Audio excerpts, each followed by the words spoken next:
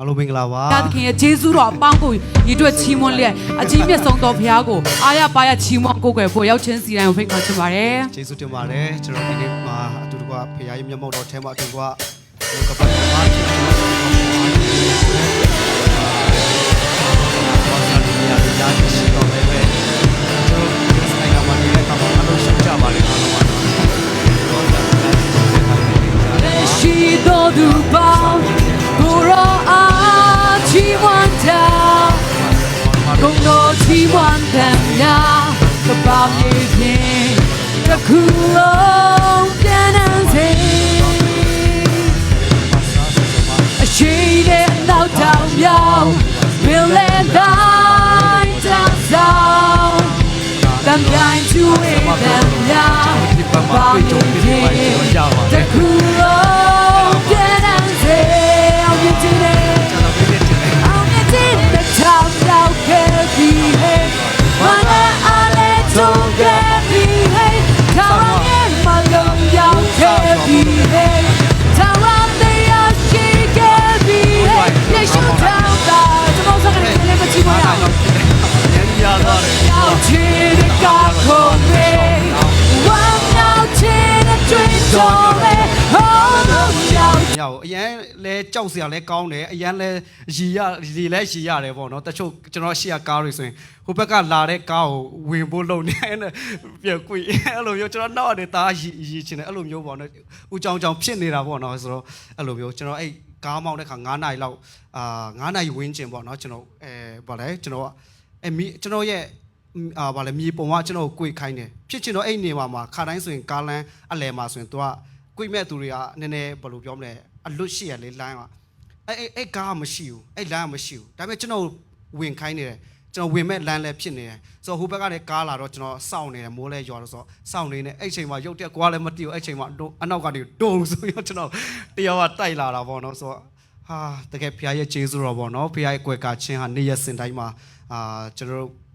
အတ္တတာထဲမှာကျွန်တော်ခံစားရတဲ့အတွက်ဖခင်ရဲ့ဂျေဇုကိုချီးမွမ်းပါတယ်အထူးသဖြင့်ဒီလဟာကျွန်တော်တကယ် Thanksgiving လဖြစ်တဲ့အတွက်ကြောင့်လည်းအတ္တတာထဲမှာဂျေဇုတော်ချီးမွမ်းစရာတွေအများကြီးကျွန်တော်မြင်တွေ့ရတာဖြစ်တယ်ဒီမှာရှိတဲ့ညီကိုမောင်နှမတွေမိဘတွေလည်းအများကြီးကျွန်တော်အတ္တတာထဲမှာဖခင်ပြုတဲ့အရာတွေကျွန်တော်မြင်တွေ့ရမယ်ဆိုတော့ကျွန်တော်ဘယ်လိုပြောမလဲခံစားရပါတယ်အရောက်စီတိုင်းဒီကနေ့ဖခင်ဖခင်သခင်ကောင်းချီးပေးပါစေဆိုတော့ကျွန်တော်ဒီအခုတလောကျွန်တော်ကြောင်းသွားရင်းနဲ့ကြောင်းတက်ရင်းနဲ့ကျွန်တော်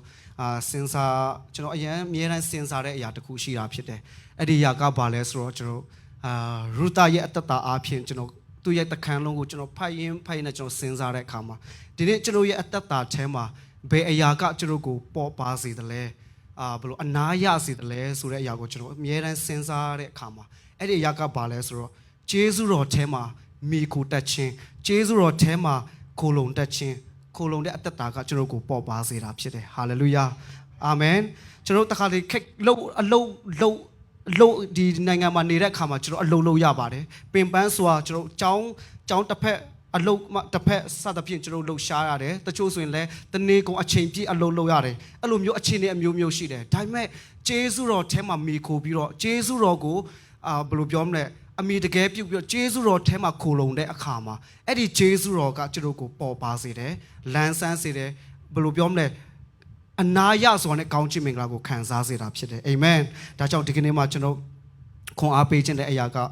ဂျေဇုတော်ထဲ၌ခိုလုံခြင်းဆိုတဲ့ကောင်းစဉ်နဲ့ကျွန်တော်အားလုံးကိုခွန်အားပေးခြင်းပါတယ်ကျွန်တော်နှုတ်ကပတ်တော်အတူတကွဖတ်ရအောင်ရူတာဝိထုအခန်းချင်းနဲ့အခန်းငယ်စနစ်ကိုကျွန်တော်အတူတကွဖတ်ရအောင်နော်โอเคကျွန်တော်ပေါ်လာပြီအတူတကွဖတ်ရအောင်တင်းနှစ်သုံးသင်အမှုဤအကျိုးကိုထာဝရဘုရားပေးတော်မူပါစေသောသင်သည်အတောင်တော်အောက်၌ခိုလုံခြင်းကချင်းကပ်သောဣတိလအမျိုးဤဘုရားသခင်ထာဝရဘုရားသည်စုံလင်သောဆုကိုချတော်မူပါစေသောနောက်တစ်ခေါက်ကျွန်တော်တို့ကဖတ်ရအောင်အတန်ကိုလွင့်နဲ့ဖတ်ရအောင်เนาะသင်နှစ်သုံးသင်အမှုဤအကျိုးကိုထာဝရဘုရားပေးတော်မူပါစေသောသင်သည်အတောင်တော်အောက်၌ခိုလုံခြင်းကချင်းကပ်သောဣတိလအမျိုးဤဘုရားသခင်ထာဝရဘုရားသည်စုံလင်သောဆုကိုချတော်မူပါစေသောအာမင်ဖတ်ကြတော်နှုတ်ကပတ်တော်အားဖြင့်အရောက်စီတိုင်းဘုရားသခင်ကောင်းချီးပေးပါစေဒီကနေ့ဂျေဇုတော်ထဲ၌ခိုလုံခြင်းဒီသင်အတ္တတာထဲမှာသင်ရဲ့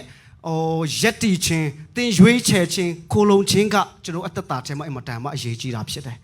ဒီလောကမှာကျွန်တော်ခိုလုံစရာတွေအများကြီးရှိတယ်တွားစရာတွေနေရာရှိတယ်အားကိုးစရာတွေအမိတကယ်ပြုတ်မဲ့အရာတွေလောကမှာအများကြီးရှိတယ်ဒါပေမဲ့အဲ့ဒီအရာတွေထဲမှာဒီကနေ့တင်အမိတကယ်ပြုတ်တဲ့အရာတင်ခိုလုံတဲ့အရာကကျေးဇူးတော်တည်ဟူသောယေရှုခရစ်တော်ထဲ၌တင်ခိုလုံတဲ့အခါမှာအဲ့ဒီယေရှုခရစ်တော်ကတင်ကိုပါထဲကနေရရှိလာတဲ့အရာကဘာလဲဆိုတော့ပေါ်ပါဆိုတဲ့အသက်တာထဲမှာကောင်းကြီးမင်္ဂလာကိုခံစားစေတာဖြစ်တယ်အာမင်ဒါကြောင့်ခုနဒီနှုတ်ကပတ်တော်ထဲမှာဖတ်တဲ့အခါမှာရူတာရဲ့အသက်တာကိုကျွန်တော်ကြည့်ရတာမြင်ရတာဖြစ်တယ်ဆိုတော့တရားသူကြီးကျွန်တော်အခန်းကြီးတစ်ကနေစပြီးတော့ကြည့်တဲ့အခါမှာကျွန်တော်ဣတိလနိုင်ငံမှာဘာဖြစ်လဲဆိုတော့အစာခေါင်းပါခြင်းရောက်လာတယ်အဲ့ဒီအချိန်မှာမိသားစုတစုအေလိမလက်ဆိုတဲ့အမျိုးသားကသူ့ရဲ့မယားနောမီကိုခေါ်ပြီးတော့သူ့သားနှစ်ယောက်နဲ့သူတို့အဲ့ဒီဣတိလနိုင်ငံထဲကနေမောဘပြည်ကိုတဲခိုဖို့ရန်အတွက်အဲ့ဒီအစာရှောင်ခြင်းကိုရှောင်ဖို့ရန်အတွက်တော်လကောက်အစာရှောင်ခြင်းကာလမှာခဏတဲဖို့ရန်အတွက်အဲ့ဒီမောဘပြည်ကိုသူတို့ရောက်သွားကြခရီးသွားကြတာဖြစ်တယ်ဆိုတော့မောဘပြည်ဆိုတာကကျွန်တော်ကျမ်းစာထဲမှာတည်တဲ့အတိုင်းမောဘပြည်ဆိုတာကဘာလဲဆိုတော့ဂျိန်ချင်းခံရတဲ့ပြည်တိုင်းပြည်ဖြစ်တယ်ဆိုတော့မောဘရဲ့ဖခင်ကဘာဆိုတော့လောတာနဲ့သူ့သမီးနဲ့ရတဲ့ခလေးကမောဘနဲ့အာမောအမျိုးသားဖြစ်တယ်ဆိုတော့အဲ့လောဘကဘာလို့ဆိုဖျားသခင်တပါအမျိုးသားလည်းဖြစ်တယ်ချိန်ချင်းခံရတဲ့တိုင်းပြည်မှာသူတို့မိသားစုတဲပူရန်အတွက်ရောက်လာတာဖြစ်တယ်ဆိုတော့အဲ့ဒီလိုနဲ့ပဲတနစ်နေတဲ့အခါမှာအေလိမလက်ကစုံသွားတယ်ဆိုတော့သားနှစ်ယောက်နဲ့နောမိကြံခဲ့တယ်အဲ့ဒီအချိန်မှာသူ့သားနှစ်ယောက်ကလည်းမောဘအမျိုးသားဖြစ်တယ်ရူတာနဲ့အော်ရပါကိုသူတို့လက်ထပ်ထိမ်းများကြတယ်လက်ထပ်ထိမ်းများလို့10နှစ်ပြည့်လာတဲ့အခါမှာသားနှစ်ယောက်လည်းစုံသွားတယ်ရူတာမှာသူ့ချွေးမနှစ်ယောက်နဲ့သူတယောက်ပဲကြံခဲ့တယ်နာကျင်ချင်းတွေနဲ့ခက်ခဲပြဿနာတွေများဆိုတော့သူ့အသက်တာထဲမှာကြုံရတယ်အဲ့ဒီအချိန်မှာဖျားသခင်ကပြန်လဲပြီးတော့တဖန်ဣတိလလူမျိုးတွေသူ့လူမျိုးတွေကိုအကြည့်ရှုကြွတယ်ကောင်းချီးပေးတယ်စံစပါးတွေစားစရာတွေပေါ်များစေတယ်တဖန်ကောင်းချီးပေးတယ်လို့တည်င်းပြန်ကြားတဲ့အခါမှာအဲ့ချိန်မှာနောမီကဘာဆုံးဖြတ်ချက်ချလဲဆိုတော့ငါတို့အခုချိန်မှာငါရဲ့လူမျိုးတွေစီမှာငါပြန်သွားတော့မယ်ဒီတပါအမျိုးသားမောဘဖြစ်မှာငါနေပေမဲ့ငါမှလည်းလာတော့ကတော့မိသားစုစုံလေးနဲ့ပျော်ပျော်ရွှင်ရွှင်နဲ့လာခဲ့ပေမဲ့ဒါပေမဲ့အခုချိန်မှာငါဘဝမှာခါတီးခြင်းတွေဖျားသခင်ကငါ့ကိုဘယ်လိုပြောမလဲကောင်းချီးမပေးဘူးဖျားသခင်ငါ့ကိုမေ့လျော့နေပြီငါရဲ့အသက်တာကိုဖျားသခင်ကလစ်လျိုရှုနေတယ်ကောင်းချီးမပေးဘူးဆိုပြီးတော့သူခံစားပြီးတော့သူ့ရဲ့တိုင်းနိုင်ငံကိုဣတိလလူမျိုးဘာပဲဖြစ်ဖြစ်ဒီနေရာမှာတယောက်တည်းနေတာထက်ချွေးမနေတာထက်ချွေးမနဲ့အတူတူနေတာထက်ငါရဲ့အမျိုးတွေချင်းမှာငါပြန်သွားမယ်လို့သူဆုံးဖြတ်လိုက်တဲ့အချိန်မှာသူပြန်သွားဖို့ရန်အတွက်သူပြင်ဆင်တာဖြစ်တယ်အဲ့ဒီအချိန်မှာသူ့ရဲ့ချွေးမနှစ်ယောက်ကလည်းနောမီကိုလိုက်ဖို့ရန်အတွက်သူတို့ရွေးချယ်ကြတယ်ဒါပေမဲ့နောမီကဘာပြောလဲဆိုတော့သူ့ချွေးမနှစ်ယောက်ကိုနင်တို့ပြန်သွားကြပါဒီမောဘပြည်မှာရှိတဲ့တင်တို့ရဲ့အမျိုးတွေစီမှာပဲနေကြပါငါနောက်ကိုလိုက်မယ်ဆိုရင်လည်းငါမှလည်းသားသမီးတွေမရှိတော့ဘူးတင်တို့အားကိုးစရာလည်းမရှိတော့ဘူးငါအခုချိန်မှာလင်ရခဲ့တယ်ရှိတော့လင်နဲ့အတူရလို့ကလေးမွေးရင်တောင်မှဘလို့မှမဖြစ်နိုင်တဲ့အခြေအနေဖြစ်တယ်ဒါကြောင့်ပြန်သွားပါလင်ထက်ယူတာပဲဖြစ်ဖြစ်အမျိုးသားတွေနဲ့ကိုယ့်ရဲ့မိဘတွေနဲ့အတူတူနေရင်နင်တို့အတွက်တာရွေးကောင်းမယ်လို့သူပြောတဲ့အခါမှာအဲ့ဒီအချိန်မှာလုံးဝသူတို့ကဆုံးဘယ်လိုပြောမလဲအဲ့ချွေးမနေရတော့လုံးဝလိုက်မယ်ဆုံးဖြတ်ထားတယ်ဒါပေမဲ့ထပ်ပြီးတော့နော်မီကဘာပြောလဲဆိုတော့တွားကြပါငါမှမျောလင့်စရာလဲခိုးလုံးစရာဘာမှအချိုးအမြတ်လဲငါနောက်လိုက်လဲဘာမှရစရာရှိမှာမဟုတ်ဘူးအတန်ဘယ်လိုပြောမလဲပြောတဲ့အခါမှာအဲ့ဒီအချိန်မှာအော်ရပါကသူ့ရဲ့အမိခင်ကိုနမ်းပြီးတော့သူနှုတ်ဆက်ပြီးတော့ပြန်သွားတယ်သူ့ရဲ့အမျိုးသားတွေစီမှာပြန်သွားတယ်အဲ့ဒီအချိန်မှာရူတာကလုံးဝဆုံးဖြတ်ချက်ချတယ်ဘယ်လိုပြောမလဲ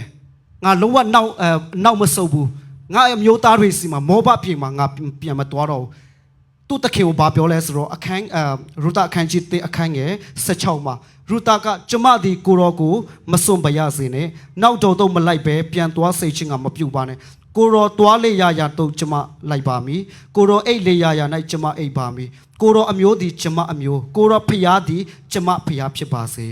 ဟာလေလုယာဒီနေရာမှာအရင်အရေးကြီးတဲ့နှုတ်ကပတ်တော်ကျုံမြင်တွေ့ရတယ်ရူတာရဲ့ဆုံးဖြတ်ချက်ကဘာလဲဆိုတော့ဒီ ဒီအမျိုးသားတွေဒီအာမုံမောဘအမျိုးသားတွေစီမှာငါမနေတော့သူတို့ရဲ့ဖျားကိုလည်းငါဆွန့်လွတ်လိုက်ပြီအခုချိန်မှာသူ့ရဲ့မိခင်အသက်ဖြစ်တဲ့နောမီနောက်ကိုငါလိုက်မယ်ဒီခန္ဓာကိုယ်ပဲလိုက်တာမဟုတ်ဘဲနဲ့ဘာပြောလဲငါအမျိုးဟ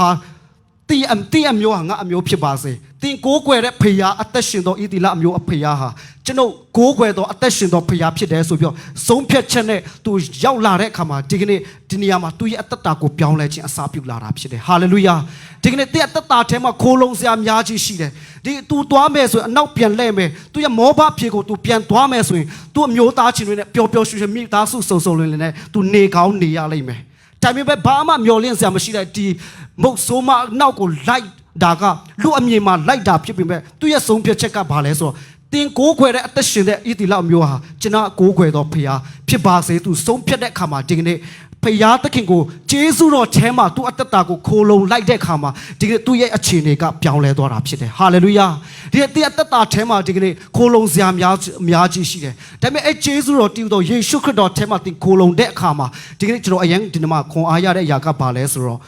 တင်ဖခင်ကိုတင်ခိုးလုံတဲ့အခါမှာဖခင်ကိုရွေးချယ်တဲ့အခါမှာလေတင်ရဲ့အနာဂတ်လမ်းခီရလေတင်စီစဉ်တဲ့လမ်းတိုင်းသွားနေတာမဟုတ်တော့ဖခင်ရဲ့အစီအစဉ်ထဲမှာတင်ရောက်နေတာဖြစ်တယ်ဟာလေလုယာကျွန်တော်အယံခွန်အားရတာဖြစ်တယ်ဒီရူတာကတော့ဖခင်ကိုသူရွေးချယ်လိုက်တယ်ငါကိုးကွယ်လိုက်တော့မယ်ဆိုပြီးရုံဆုံးဖြစ်တဲ့အခါမှာသူ့ရဲ့အချမ်းစီတိုင်းသူ့ရဲ့အကောင်းဆုံးဉာဏ်နဲ့သူအသက်ရှင်နေတာရွေးချယ် plan ထဲမှာသွားနေတာမဟုတ်ဘဲနဲ့ဖခင်ရဲ့ plan ထဲမှာသူကရောက်နေတာဖြစ်တယ်ဟာလေလုယာဖခင်ကိုဂျေဇုတော်ထဲမှာခိုလုံတဲ့အခါမှာဒီဖခင်သခင်ကသူ့အတွက်အလားအပဆုံးအနာဂတ်ကိုပြင်ဆင်ပေးတဲ့ဖခင်ရှင်ဖြစ်ပါတယ်ဟာလေလုယာအဲ့ဒီအချိန်မှာစပြီးတော့သူ့ရဲ့တက်တာကပြောင်းလဲလာတယ်ဘာမှမျောလင့်စရာမရှိတဲ့ဒီနောမီမုတ်ဆိုးမကိုသူရွေးချယ်လိုက်ပေမဲ့ဖခင်သခင်ကသူရဲ့အနာဂတ်ကိုလာပဆိုစတင်ပြီးတော့အလုံးလုံးလာတာဖြစ်တယ်ဟာလေလုယာအဲ့ဒီလိုနဲ့ပဲသူတို့နှစ်ယောက်ဣသီလတိုင်းနိုင်ငံပြန်ရောက်လာတယ်အဲ့ချိန်မှာဣသီလလူမျိုးတွေကမြင်တဲ့အခါမှာအိုးနောမီမဟုတ်လား10နှစ်လောက်ကြာပြီဆိုတော့မတ်တော့မမိသေးတယ်နောမီမဟုတ်လားဆိုပြီးတော့နှုတ်ဆက်တဲ့အခါမှာနောမီကဘာပြောလဲငါ့နောမီလို့မခေါ်နဲ့မာရအတီးတော့မာရလို့ကျွန်တော်ကိုခေါ်ပါမာရရဲ့ဒိတ်ပဲကဘာလဲခါတီချင်းဘုရားသခင်ကတွားတော့မိသားစုစုံစုံလေးနဲ့ပျော်ပျော်ရွှင်ရွှင်နဲ့ရောက်ရှိပေမဲ့အခုအချိန်မှာငါခါတီးစွာနဲ့ငါဘဝအထဲမှာချိုးမြိန်ချင်းမရှိဘူးခါတီးစွာနဲ့ငါပြန်ရောက်လာတယ်ချွေးမနဲ့နှစ်ယောက်တည်းဘာမှမရှိဘဲနဲ့ရောက်လာတယ်ဆိုပြီးပြောတဲ့အခါမှာအဲ့ဒီအချိန်မှာစပြီးတော့ဘုရားသခင်ကနော်မီရဲ့အသက်တာထဲမှာအလုပ်လုပ်လာတယ်အဲ့ချိန်မှာရူတာကဘာပြောလဲဆိုတော့သူ့အမေကိုဘာပြောလဲဒီတိုင်းထိုင်နေလို့မရဘူးငါစားစရာသွားရှာမယ်စပားကိုသွားကောက်မယ်အခန်းကြီးနဲ့ရောက်တဲ့အခါမှာအခန်းငယ်1မှာနောမီဤလင်အမလက်ဤအဆွေအမျိုးတွင်အလွန်ရတတ်သောပေါက်ဖော်တယောက်ရှိသူ၏အမေကဘောဇာတီမောဘပြည်သူရူတာကကျမသည်လေပြင်သို့သွား၍စိတ်နှင့်တွေ့သောသူနောက်မှစပားကြံကိုကောက်ပြစေဟုနောမီ၌အခွင့်ပန်လျင်နောမီကသွားတော့ငါသမီးဟုဆို၏ရူတာသည်သွား၍စပားရိတ်သောသူတို့နောက်မှစပားကြံကိုကောက်သည်တွင်အေလိမလက်၏အဆွေအမျိုးဘောဇာပိုင်သောလယ်၌အမတ်တမဲ့နေရာချ၏ဟာလေလုယာဒီကျမ်းစာထဲမှာတော့အမတ်တရဲ့ဆိုအမတ်တမဲ့ဆိုပြီးဖခင်ရဲ့အစီအစဉ်ထဲမှာသူရောက်နေတာအာမင်ဖခင်သခင်ကဘောဇကိုပြင်ဆင်ပေးထားတာဖြစ်တယ်အာမင်ရူတာရဲ့တက်တာကိုကြည့်မယ်ဆိုရင်သူကရောက်အိမ်ထောင်ချပေးသားဖြစ်တယ်အချင်းတွေပြောမယ်ဆိုရင်တော့လုံးဝ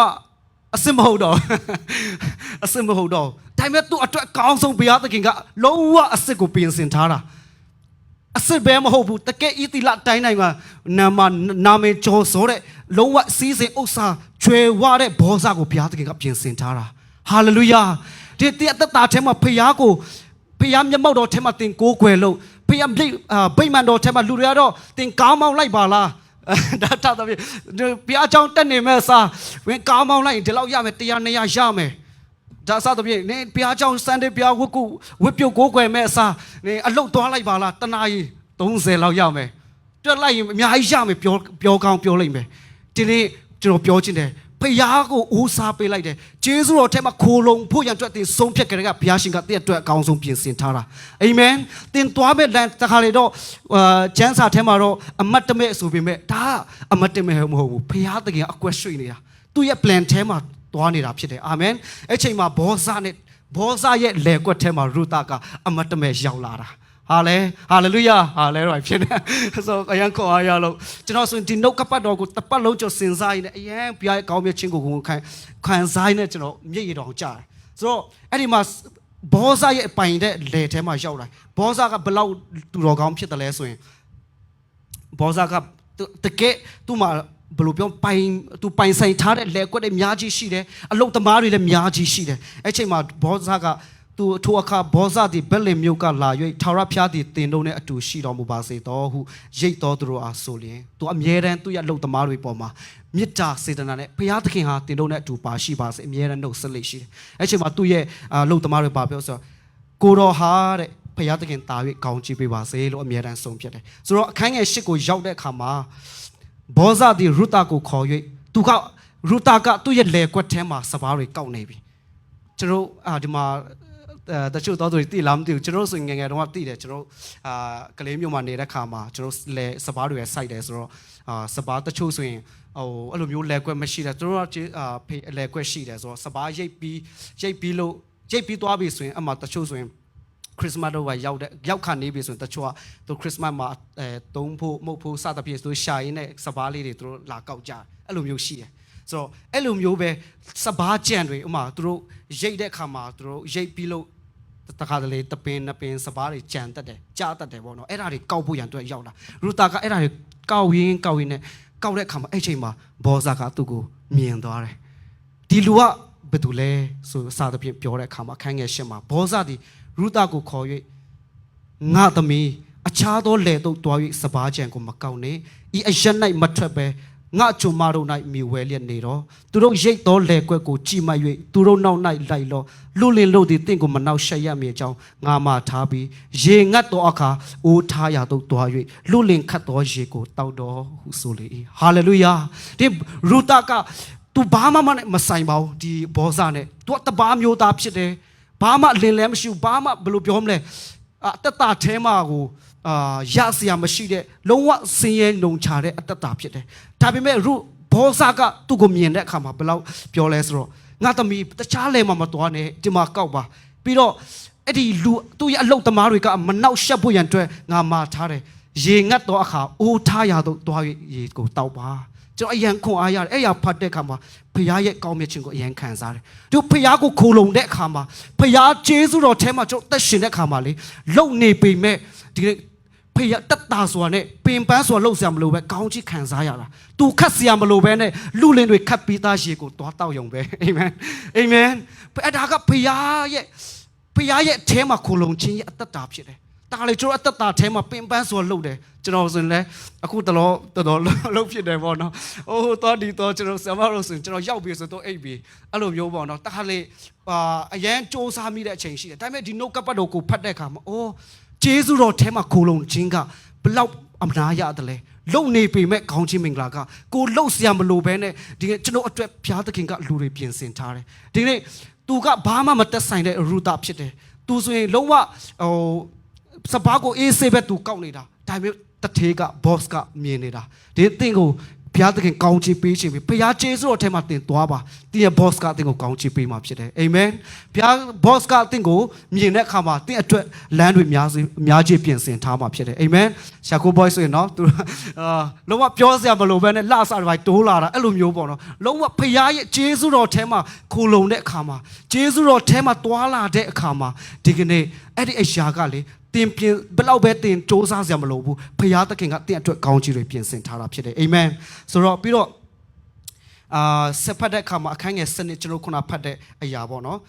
်အဲ့ဒီအမတော်ကအခန်းငယ်10မှာရူတာဒီမြေပေါ်မှာဦးချပြုတ်ဝလျက်ကျမသည်တပါးအမျိုးသားဖြစ်၍ကိုတော်ဒီကျမကိုတိမှတ်မိအကြောင်းအဘယ်သို့စိတ်တော်နဲ့တွေ့ရပါသနည်းဟုရှောက်လေ၏အဲ့ဒီချိန်မှာဘောဇာကဘာပြောလဲဆိုတော့ဘောဇာကသူ့အကြောင်းကိုအမြဲအကုန်သိပြီးသားဆိုတော့ဘောဇာကဘာပြောလဲဆိုတော့ဘောဇာကလည်းတင်ဤလင်သေးတော်နောက်တင်သည်ရောက်ခမအားပြုစုသမျှကို၎င်းတင်ဒီမိဘနှင့်မွေးဖွားရာဌာနပြည်ကိုစွန့်၍အထက်ကမတိဘူးသောပြည်သို့လာကြောင်းကို၎င်းငါအားတေချောစွာပြောကြပြီးတင်အမှု၏အကျိုးကိုထာဝရဘုရားပေးတော်မူပါစေသောတင်ဒီအတောင်တော်အောက်၌ခိုလုံခြင်းကချင်းကပ်သောဤတိလအမျိုး၏ဘုရားသခင်ထာဝရဘုရားသည်စုံလင်သောဆုကိုချပေးတော်မူပါစေသောဟာလေလုယာဒီနေ့သူရဲ့ရွေးချယ်ခြင်းကသူ့မှာဖျားတွေများစွာရှိပါတယ်။သူကတပါးမျိုးသားကောင်းကြီးခံစားဖို့ရန်အတွက်မထိုက်တန်တဲ့ကြိမ်ချင်းခံရတဲ့တပါးမျိုးသားဖြစ်တယ်။ဒီရူတာရဲ့အသက်တာကိုကြည့်တဲ့အခါမှာကျွန်တော်ရဲ့အသက်တာလည်းထိုနည်းတူပဲ။ကျွန်တော်ကအားလုံးဟာဣတိလလူမျိုးတွေမဟုတ်ပါဘူး။တပါးအမျိုးသားတွေပဲဖြစ်ပါတယ်။ကောင်းကြီးနဲ့လုံးဝမတက်ဆိုင်သောသူတွေဖြစ်တယ်။ ဒါပေမဲ့ဘာကြောင့်ဖခင်ကိုရပြီးတော့ကောင်းချီးခံစားနေရတယ်လဲဆိုရင်ဒါဖခင်ရဲ့ဂျေဇုတော်တက်တက်ဖြစ်တယ်အာမင်ဒါကဖခင်သခင်ကရှေးမစွာထဲကနေကျွန်တော်ကိုရွေးကောက်တယ်ဒီကျွန်တော်တခါတလေတချို့ဆိုရင်ဘလောက်ပဲဤဝင်ကလေးဝင်ကလုံးဝနားမထောင်ချင်တဲ့သူတွေလုံးဝလက်မခံချင်တဲ့သူတွေများစွာရှိတယ်ဒါပေမဲ့ကျွန်တော်ကလုံးဝခေါင်းမမာပဲနဲ့ဖခင်ကိုယုံကြည်တယ်ဖခင်ကိုကိုးကွယ်တာကဒါကကျွန်တော်ရဲ့စ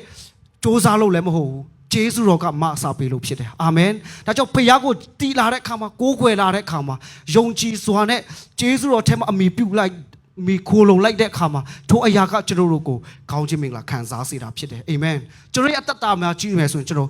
်အမြဲတမ်းလဲကျွန်တော်တက်သေးခံတယ်ကျွန်တော်ဆိုရင်အသက်ကျွန်တော်ဆယ်တန်းအောင်တဲ့အခါမှာအောင်ပြီးသွားတဲ့အခါမှာကျွန်တော်ဘယ်လိုပြောမလဲတခြားကျွန်တော်ရဲ့ဖီအတင်းတော်ထဲမှာရှိတဲ့အရန်အားကိုရတဲ့ကျွန်တော်အမတယောက်ရှိတယ်။ तू ကကျွန်တော်ကလေးတက္ကသိုလ်မှာအလုပ်လုပ်တဲ့အခါမှာကလေးအချိန်မှာဆိုရင်ခက်လဲကောင်းတော့တချို့တော်တော်များများပညာဆယ်တန်းအောင်တာတော့အဲ့လိုမျိုးလူငယ်တွေဆိုရင်ကျောင်းဆရာမတွေလုပ်ကြတယ်။အဲ့တုန်းကကျောင်းဆရာမအလုပ်ကအရန်ကောင်းတယ်ပေါ့နော်။ဆိုတော့အဲ့လိုမျိုးဆိုတော့နေအမိသားကျွန်တော်ကအမှုတော်ဆောင်ဖြစ်တဲ့အခါမှာခက်ခဲတာတည်တော့ဆယ်တန်းလက်အောင်တယ်ဆိုတော့တခြားညီကောင်မောင်နှမတွေလည်းအမှုတော်ဆောင်ကြတယ်ဆိုတော့နင်ကဘယ်လိုပြောမလဲကျောင်းဘယ်လိုပြောမလဲကျောင်းဆရာလာလျှောက်ပါလားဆိုပြီးတော့ကျွန်တော်ကိုအဲ့လိုမျိုးပြောဖို့တဲ့ဟာရှိတယ်ဒါပေမဲ့အဲ့ချိန်မှာကျွန်တော်ဘယ်လိုပြောမလဲအဆုံးဖြတ်ချက်ချတယ်အဲ့ချိန်မှာဘယ်လောက်ပဲကျွန်တော်အသက်တာထဲမှာခက်ခဲသည်ဖြစ်စေစားစရာမရှိတဲ့အခြေအနေဖြစ်ပါစေအကယ်၍ငါကျွန်တော်ကအလုတ်အပြင်လောကအလုတ်ကိုလှုပ်ဘယ်လိုပြောမလဲဒီကျောင်းဆရာလှုပ်အောင်မြင်ခဲ့တယ်ကျွယ်ဝလာခဲ့သည်ရှိတော့ဒါကဘုရားဘုန်းတော်ထင်ရှားမှာမဟုတ်ဒါပေမဲ့အမှုတော်ဆောင်ရင်းနဲ့ကျွန်တော်ဘလို့အမှုတော်ဆောင်ရင်းနဲ့ကျွန်တော်ကြွယ်ဝမယ်အောင်မြင်မယ်ကောင်းစားမယ်ဆိုရင်ဒါကကျွန်တော်ကိုဘုရားရဲ့ဘုန်းတော်တာ၍ထင်ရှားမယ်ကျုပ်အဖေကိုယ်တိုင်ကကျွန်တော်အမှုတော်ဆောင်ဖြစ်တဲ့ကမှာကျွန်တော်ကိုယ်တိုင်လည်းအမှုတော်ဆောင်မယ်ဆိုပြီးတော့ကျွန်တော်ဆုံးဖြတ်ချက်ချလိုက်တာဖြစ်တယ်ဆိုတော့လူအနေနဲ့ကျွန်တော်ပြန်စဉ်းစားတဲ့အခါမှာဘယ်တော့မှနောင်တမရဘူးဖြစ်တယ်အာမင်ကျွန်တော်ဒီမှာရှိတဲ့လူတွေလည်းဘုရားကိုပိုင်ဆိုင်ရတာကဘယ်တော့မှနောင်တမရှိဘူးအာမင်ကျွန်တော်အမြဲတမ်းကောင်းစားနေသလားပျော်ရွှင်နေရသလားမဟုတ်ပါဘူးခက်ခဲတဲ့အချိန်တွေကျွန်တော်အမြဲတခါလေးကြုံရပါတယ်ငိုကြွေးရတဲ့အချိန်ရှိတယ်ခက်ခဲတဲ့ဖြတ်တန်းရတဲ့အနာရောဂါတွေနဲ့ကျွန်တော်ကြုံတွေ့ရတဲ့အသက်တာတခါလေးခံစားရတဲ့အချိန်ရှိပါတယ်အားလုံးဒီအသက်တာထဲမိသားစုတွေလည်းဒါပေမဲ့ဖခင်ကိုပိုင်ဆိုင်ရလို့ဖခင်ကိုရွေးချယ်လိုက်ရလို့ဘယ်တော့မှနောင်တဆိုတာမရှိပါဘူးအာမင်တာ၍ကောင်းခြင်းမင်္ဂလာခံစားအောင်မှာဖြစ်တယ်အာမင်ဒီတင်သစ္စာရှိဆိုဒီမှာရှိတဲ့မိဘညီကိုမောင်နှမတွေကျွန်တော်တို့က first generation ဖခင်တခင်အတင်ကိုဒီနေရာမှာပို့ဆောင်တယ်တစ္ဆာရှိစွာဖခင်ကိုကိုးကွယ်ပါဖခင်ကျေးဇူးတော်ထဲမှာမေခိုလိုက်ပါဒီတင့်ရဲ့ generation တင့်သားသမီးတွေဖခင်တခင်ကကောင်းချီးပေးမှာဖြစ်တယ်ချီးမြှောက်မှာဖြစ်တယ်အာမင်အလွန်လှပစွာနဲ့ဖခင်တခင်ကောင်းချီးပေးမှာဖြစ်တယ်ဟာလေလုယာဒါကကျွန်တော်ရဲ့ဖခင်ပေါ်မှာတစ္ဆာရှိခြင်းဖခင်ကိုရွေးချယ်ခြင်းအရေးကြီးပါတယ်အခုအချိန်မှာတော့ခက်ခဲသားသမီးတွေရဲ့ပညာရေးအတွက်ကျောင်းစရိတ်အတွက်ခက်ခဲကောင်းခက်ခဲပါလိမ့်မယ်လက်ရှိအခြေအနေမှာတော့ရုန်းကန်ရတဲ့အခြေအနေရှိကောင်းရှိလိမ့်မယ်ဒါပေမဲ့ဖခင်သခင်ကတင်းအဲ့ဒီအခြေအနေထဲမှာတင့်ကိုထားခဲ့မှာမဟုတ်ဘူးတင်းအတွက်အနာဂတ်ကြီးမားတဲ့အနာဂတ်ကိုပြင်ဆင်ထားတဲ့ဘုရားရှင်ဖြစ်ပါတယ်အာမင်အာမင်ဟာလေလုယာသစ္စာရှိအောင်ရူတာကဲ့သို့လူအမြင်မှာတော့ရစရာဘယ်လိုပြောမလဲရစရာမျောလင့်စရာဘာမှမရှိတဲ့အသက်တာဖြစ်ကောင်းဖြစ်လိမ့်မယ်ဒါပေမဲ့တင်းဖခင်ကိုခိုလုံလိုက်တဲ့အခါမှာဒီကနေ့ဖခင်သခင်ကတဖြည်းဖြည်းနဲ့တင့်အတွက်အကောင်းဆုံးအရာတွေကိုပြင်ဆင်ပေးတဲ့ဘုရားရှင်ဖြစ်ပါတယ်ဟာလေလုယာအဲ့ဒီပြီးတော့ကျွန်တော်အခန်းငယ်14ကိုဆက်ဖတ်မယ်ဆိုရင်ဘောဇကလည်းစားတောက်ချိန်ရှိပြီးလာ၍မုတ်ကိုစားလော့ဘုံရင်၌စားစရာကိုနစ်လောဟုဆိုသည့်အတိုင်းရူသသည်စပါးရိတ်တော်သူတို့နှင့်အတူထိုင်လျက်ဘောဇသည်ပေါက်ကိုလမ်း၍ပေးသဖြင့်သူသည်ဝစွာစားပြီးမှချမ်းသာသေး၏လုံးဝသူရဲ့ဘယ်လိုပြောမလဲသူရဲ့အလုတ်သမားလည်းမဟုတ်ဘောဇကသူရဲ့အလုတ်ရှင်လည်းမဟုတ်ဘူးဒါပေမဲ့ဘောဇကသူ့ကိုပါပြောရူသဒီမှာစားချိန်ရောက်ပြီနော်သူ့ကိုခေါ်တယ်စားစရာတွေပြင်ဆင်ထားတယ်လုံးဝသူ့ရဲ့အလုတ်သမားတွေရှိမှမျက်နှာตาပေးတယ်လုံးဝနော်ပေါက်ကိုလမ်းပေးလိုက်သေးတယ်နော်ဘယ်လောက်ကျွန်တော်အသက်တာထဲမှာစဉ်းစားကြည့်ဖခင်သခင်ကကျွန်တော်ကိုဘယ်လောက်ကောင်းကျွန်တော်အပေါ်မှာကောင်းမြတ်တယ်လဲကျွန်တော်ကိုဘယ်လောက်ဖခင်သခင်ကကျွန်တော်အပေါ်မှာကျေးဇူးပြုခဲ့တယ်လဲကောင်းခြင်းမင်္ဂလာမခံစားထိုက်တဲ့သူတွေဖြစ်ပေမဲ့ဒီကနေ့မှာဒီနေရာမှာထိုင် USA ဆိုတာကကျွန်တော်တခါတလေတော့တာမန်လို့ကျွန်တော်ထင်ပေမဲ့သူများစွာသောလူတွေရောက်ချင်တဲ့နေရာဖြစ်တယ်အာမင်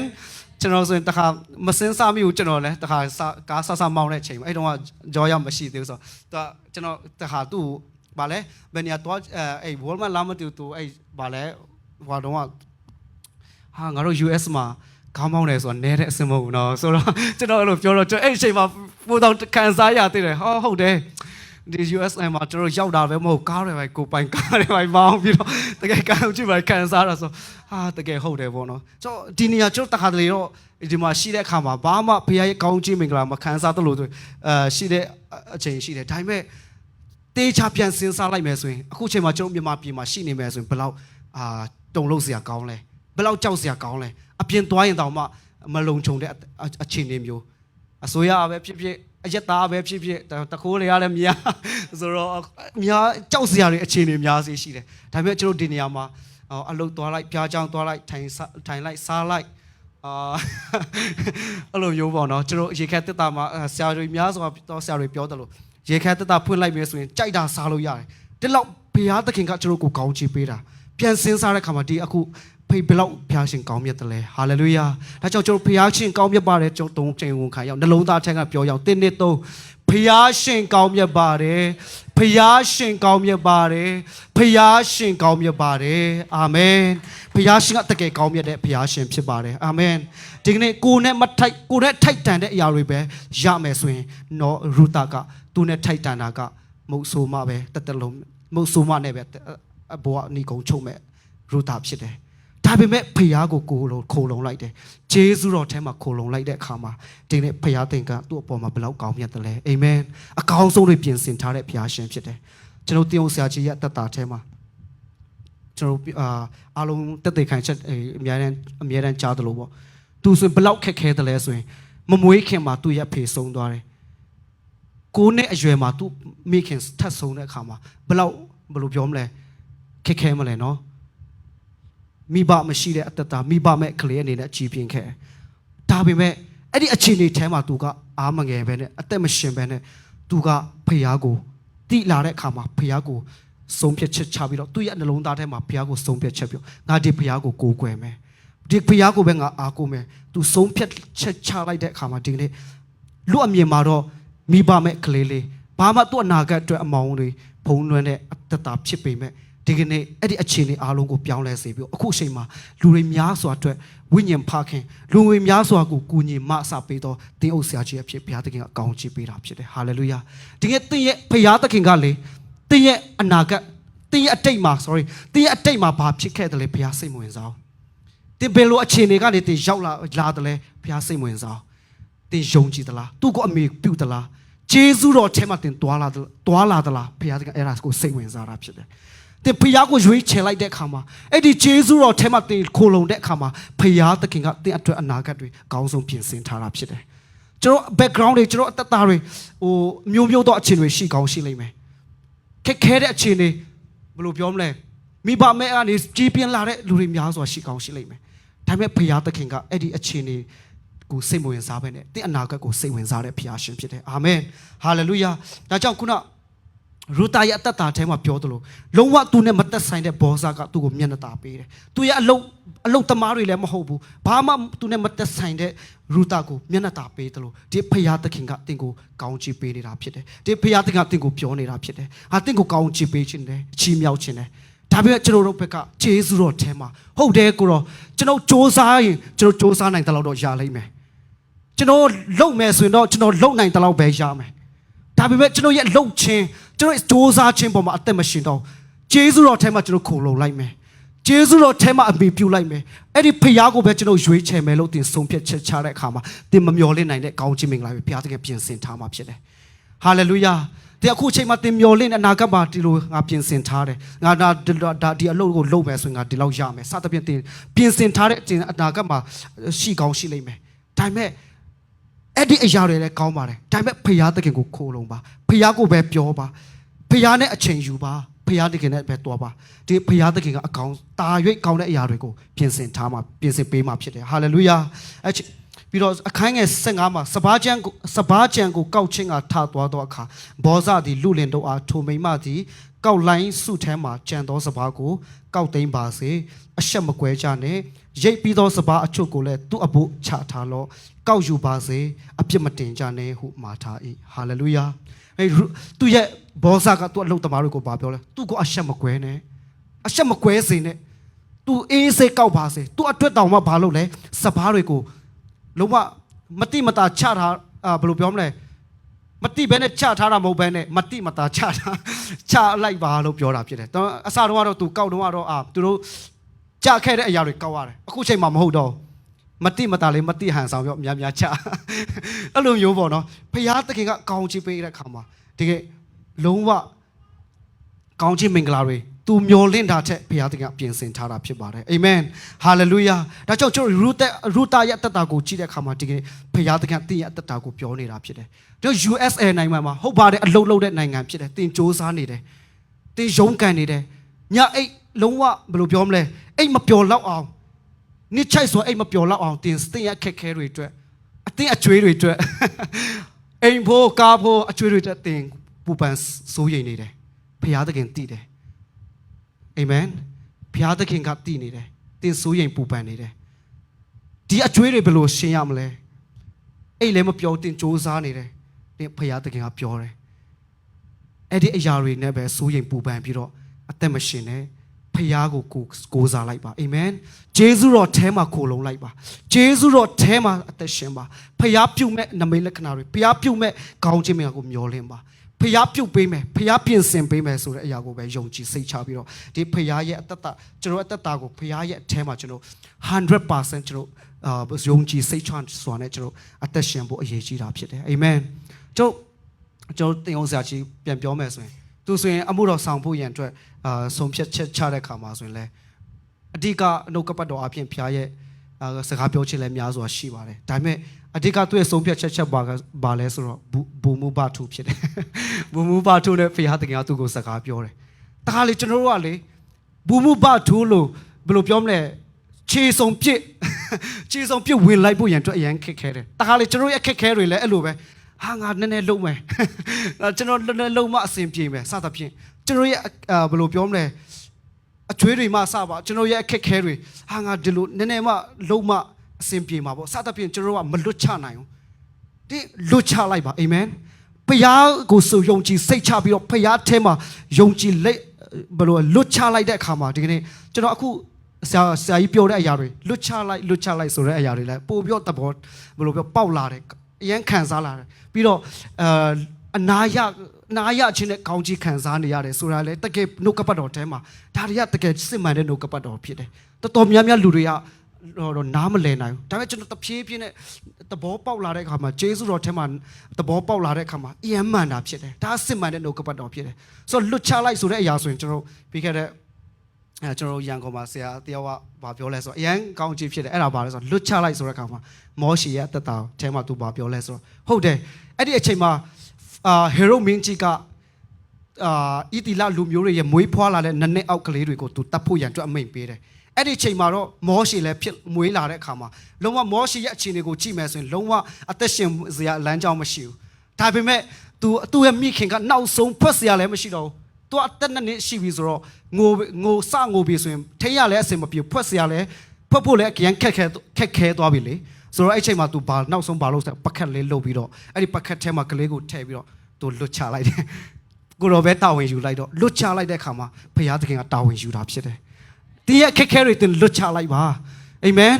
်တင်းရဲ့စိုးရိမ်ပူပန်စရာတွေဖခင်ရဲ့အထဲမှာလွတ်ချလိုက်ပါဖခင်သခင်တာဝန်ယူလိမ့်မယ်ဟာလေလုယာဒါကြောင့်ဂျေဇုတော်ထဲမှာကျွန်တော်အသက်ရှင်တဲ့အခါမှာဖခင်သခင်ကကျွန်တော်ပင်ပန်းဆိုတော့ကျွန်တော်လုံနေပါတယ်နာဘာမှမလုပ်ရဘူးမဟုတ်လုံနေလက်နဲ့ဘယ်လိုပြောမလဲအနာရတယ်အရင်ပင်ပန်းစရာမလိုဘူးကျွန်တော်အလုပ်ဆိုရင်အခုချိန်အခုလုပ်တဲ့အလုပ်ဆိုရင်အရင်အနာရတယ်ဘာမှလုပ်စရာမရှိဘူးကျွန်တော်ဆိုလမ်းလျှောက်ပြီးတော့လမ်းလျှောက်ပြီးတော့ခြားတော့ဒီမှာအစတော့ထိုင်တခါတလေညောင်းပြီးဆိုရင်အထပြီးတော့လမ်းလျှောက်ပြီးတော့အခြားတော့ဘာသာစကားနဲ့စကားပြောဆူတောင်းအဲ့လိုမျိုးပေါ့နော်တခါတလေဖုန်းကြည့်လိုက်အဲ့လိုမျိုးအဲ့ဒါပဲလောလောဆယ်အခုတော်ဒီအလုပ်ကကိုမတွားဘူးဆိုရင်လည်း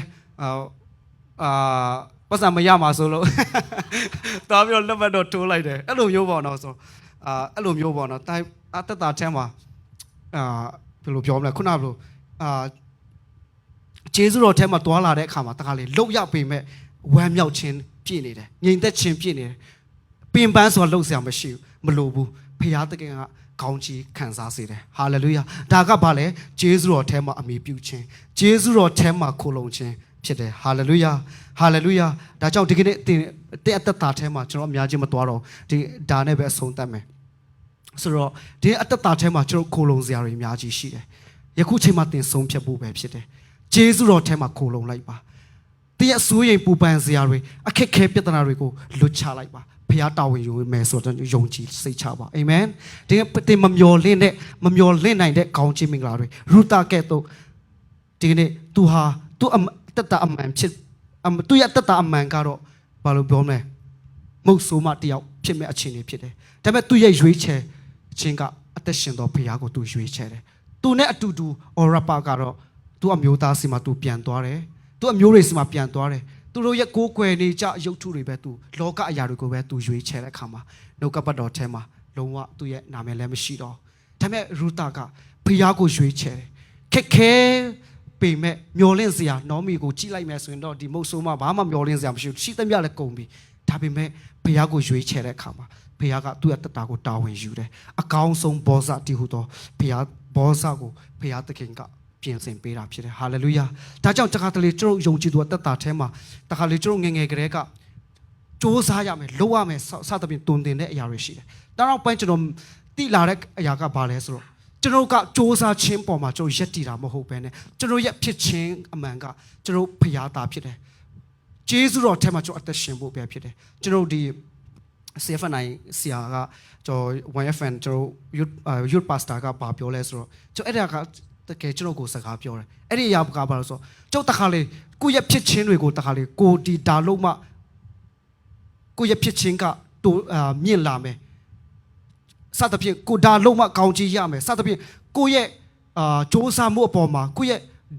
လှုပ်ဆောင်ခြင်းအပေါ်မှာကိုအမိပြုတ်တဲ့အခါမှာအဲ့ဒီအရာကလေဖျားလုံးဝမနစ်သက်တဲ့အရာဖြစ်တယ်ဘယ်လောက်တော့မနစ်သက်ဘူးဆိုတော့ဖျားသခင်ကတင်းရဲ့လှုပ်ဆောင်ခြင်းပေါ်မှာတင်ရက်တည်မယ်ဆိုရင်ဘုရားသခင်အဲ့ဒီအရာကိုဖျက်ဆီးမယ်တဲ့။ဘာကြောင့်လဲဆိုတော့တင်ကရုပ်တုကိုဖန်တီးနေတာ။ရုပ်တုလောက်တောင်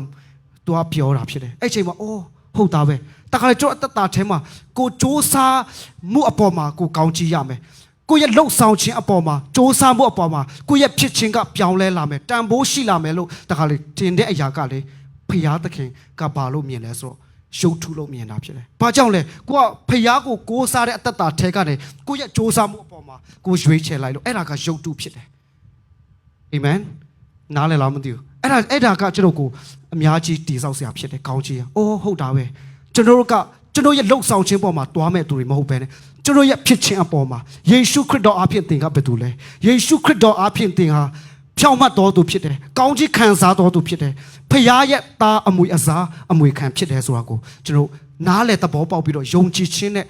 အသက်ရှင်ဖို့ရန်အတွက်ဖခင်သခင်ကဒီကနေ့စကားပြောတာဖြစ်တယ်။ဟာလေလုယာ။ဒါကြောင့်ကျွန်တော်ဂျေဇုတော်ထဲ၌ခိုလုံရအောင်။ဂျေဇုတော်ကိုပဲကျွန်တော်ရွေးချယ်ရအောင်။ဂျေဇုတော်ထဲမှာအသက်ရှင်ရအောင်။ဂျေဇုတော်ထဲမှာပဲ 100% အမိပြုရအောင်။50%ရာခိုင်နှုန်းမဟုတ်ဘူး။90%ရာခိုင်နှုန်းမဟုတ်ဘူး။ 100% ဂျေဇုတော်ထဲမှာခိုလုံရအောင်အာမင်ဟာလေလုယာသင်ခိုလုံလိုက်တဲ့အခါမှာသင်စိုးရင်ပူပန်နေတဲ့အရာတွေဘုရားသခင်တာဝန်ယူလိမ့်မယ်သင်အနာဂတ်အတွက်ဘုရားသခင်တာဝန်ယူလိမ့်မယ်သင်သားသမီးတွေအတွက်ဘုရားသခင်တာဝန်ယူလိမ့်မယ်အခုချိန်မှာတော့ပြောရအဆိုရခက်ခဲတဲ့အခြေအနေရှိကောင်းရှိလိမ့်မယ်ဘုရားထဲမှာဂျေဇုတော်ထဲမှာခိုလုံလိုက်ပါဘုရားလက်ထဲမှာတာဝန်အပ်ထားလိုက်ပါလွတ်ထားလိုက်ပါအာမင်လွတ်ထားရဲဆိုတော့လုံးဝမပြောမဆိုပဲဒီတိုင်းဘယ်လိုပြောမလဲမကောင်းတဲ့ဟာလုပ်ရင်လည်းဒီတိုင်းပဲကြည့်နေမဟုတ်ဘူးဘုရားကိုစိတ်ချတာဖြစ်တယ်လွတ်ထားတယ်ဆိုတာကဘုရားကိုစိတ်ချတာကိုယ့်ရဲ့အတိအဉာဏ်တွေကိုယ့်ရဲ့တော်ချင်းတက်ချင်းတွေပေါ်မှာယက်တည်တာမဟုတ်ပဲနဲ့ဘုရားသခင်ပေါ်မှာယက်တည်ခြင်းဖြစ်တယ်ဟာလေလုယာဒါကြောင့်ထိုကဲ့သို့ရူတာကဲ့သို့သင်ရွေးချယ်ပါဆုံးဖြတ်ချက်ချပြီးတော့ရွေးချယ်လိုက်ပါဘုရားကိုပဲငါကိုးစားမယ်ဘုရားကိုပဲခိုးလုံးမယ်ဂျေဇုတော်ထဲမှာငါတွားလာမယ်လို့သင်ဆုံးဖြတ်ချက်ချတယ်ဆိုရင်ဘုရားသခင်ကအကောင်းချီးပေးမှာဖြစ်တယ်ဟာလေလုယာကျွန်တော်အတူတူမတ်တရပြီးတော့ကျွန်တော်အသက်တာများကိုပြန်လဲစက္ကန့်အနံအောင်ကျွန်တော်စကူပေါ်worship ဒီနေ့ကျွန်တော်ကိုကြီးပေးပါလို့ကျွန်တော်ကျွန်တော်အသက်တာထဲမှာကျွန်တော်စက္ကန့်ရအောင်ဒီကနေ့သင်ဘလောက်ပင်ပန်းစွာအလုံးလုံးနေတယ်လဲဒါကနည်းနည်းတော့မဟုတ်တော့သင်ပင်ပန်းနေတယ်ဘုရားသခင်ကသိတယ်သင်ပ င်ပန်းတလောက်လဲကောင်းကြီးလဲမခံစားဘူးပြောင်းလဲမှုတွေလည်းမခံစားဘူးဒါပေမဲ့ဒီဖရာသခင်ကပြောတယ်ဂျေဇုတော်ထဲမှာခိုလုံပါဂျေဇုတော်ထဲမှာအမိပြုပါတည့်ရအမှုရအားလုံးကိုဂျေဇုတော်